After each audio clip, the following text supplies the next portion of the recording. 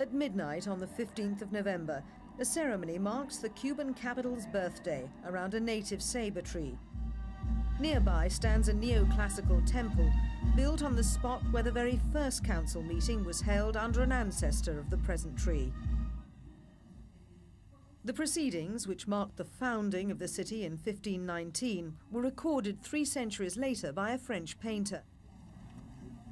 Every year, citizens queue in their thousands to make a wish which, legend has it, comes true by walking round the sabre tree 3 times.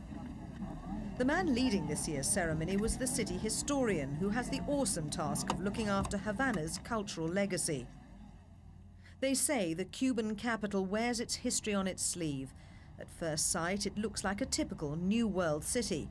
In the foreground, a cluster of high-rise towers dominates the entrance of its large harbour.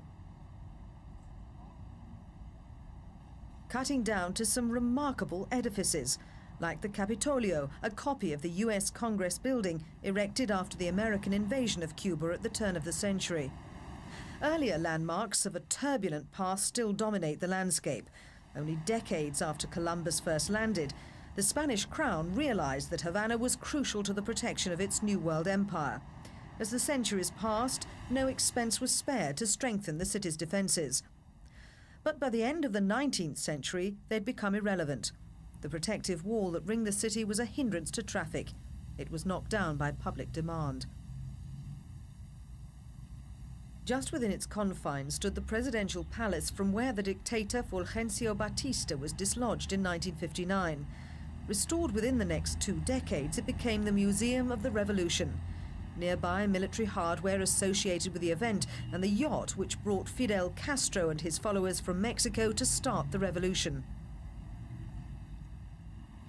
After their victory, the Fidelistas addressed long-neglected issues. Education, health and housing were given top priority. A vast construction program was launched to provide new low-rent apartment blocks. But it fell short of meeting the needs of the growing population. When the Soviet demise severed all aid and supplies, Cuba felt the full weight of a 30-year-old US blockade. A decade earlier, UNESCO had declared Havana's historical center a World Heritage Site. Much of it was already in an advanced state of disrepair, the casualty of pollution, lack of funds and neglect. There was no time to lose. 2 things happened. First, an appeal to moral duty, and the Cuban people themselves needed to realize the full value of their patrimony.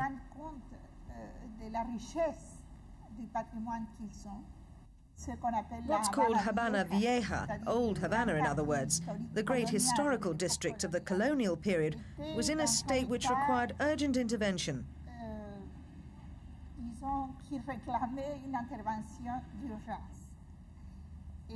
And if you look now, when you walk around in the streets and you take a look at the palaces I mentioned earlier, you notice enormous progress.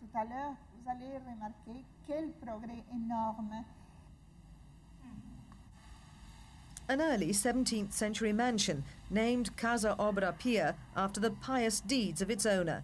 The finest in town at the time, it was restored in the early 80s. Old Havana, an area of less than 5 square kilometers, has more than 900 listed buildings. By attracting visitors, it's an important source of foreign currency. But the restoration is also an emblem of the achievements of socialism, which arrested the decline of the area.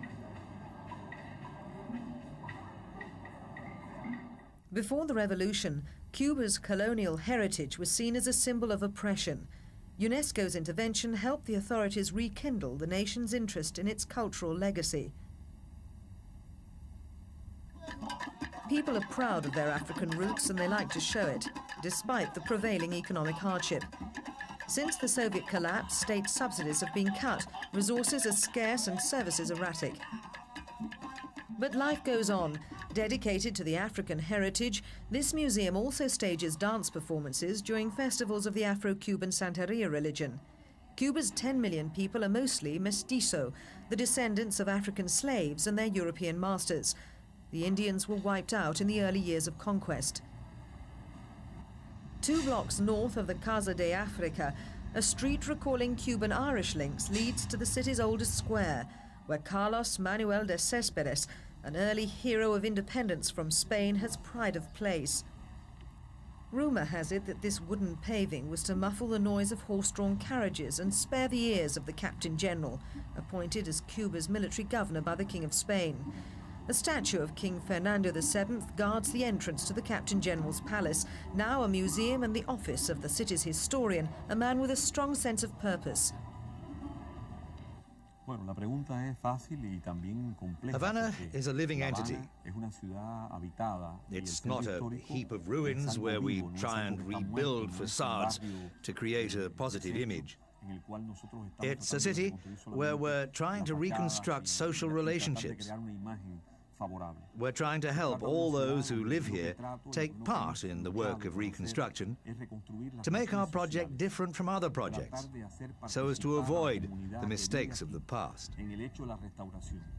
For example, avoid putting too much emphasis on the historical, on aesthetical concerns, while leaving social concerns aside until things improve.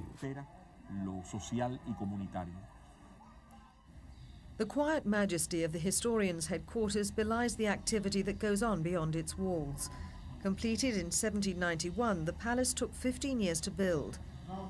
A statue of Columbus dominates the courtyard, with reminders of Spain's bygone military might. Upstairs, a succession of rooms which contain some important relics of Cuban history, furnishings and objets d'art shipped from Europe to satisfy their owners' vanity. Beauty inspired by the work of the most prestigious craftsmen of their day in Italy and Spain, painstakingly preserved and restored since long before the Revolution. In the 1920s, a predecessor of the present city historian gathered a group of progressive intellectuals to promote restoration work on this and other fine buildings. These pioneers put into place the structure on which later generations would build. In the 1960s, a National Heritage Commission was created. In 1979, the area contained within the old city walls was declared National Heritage Site. UNESCO then made it international. After a period of stagnation, work gathered pace with the creation of what the Historian's Office called a master plan. To mark the city's anniversary, the man some call simply Fidel visited an art gallery. The building was renovated only recently.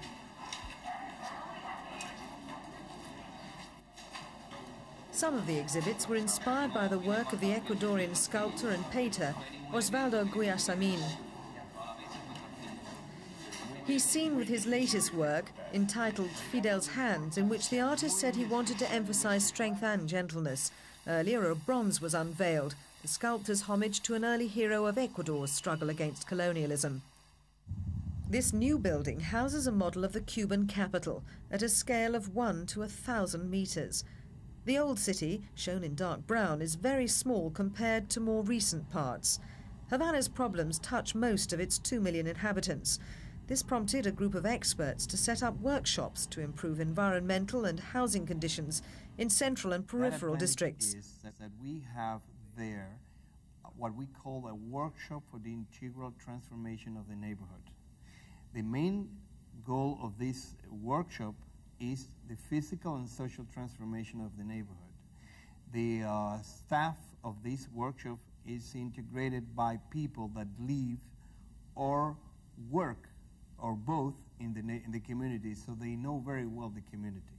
The main rule of the workshop is to cooperate and to mobilize the people to be part of the project.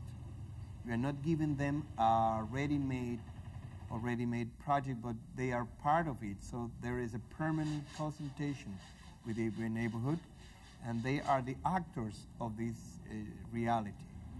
Local people are working on this building. In 6 months' time, they'll be living in it.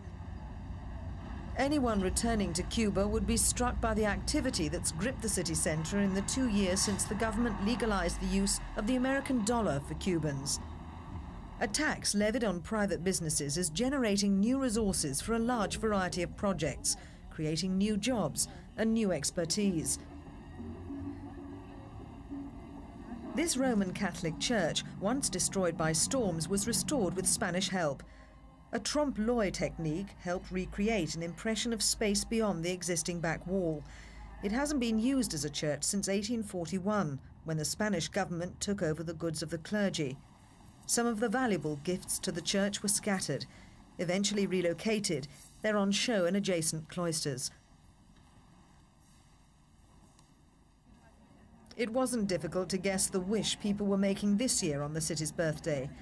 Almost 5 years into the tough survival plan known as the Special Period, there's an overwhelming yearning for better living standards.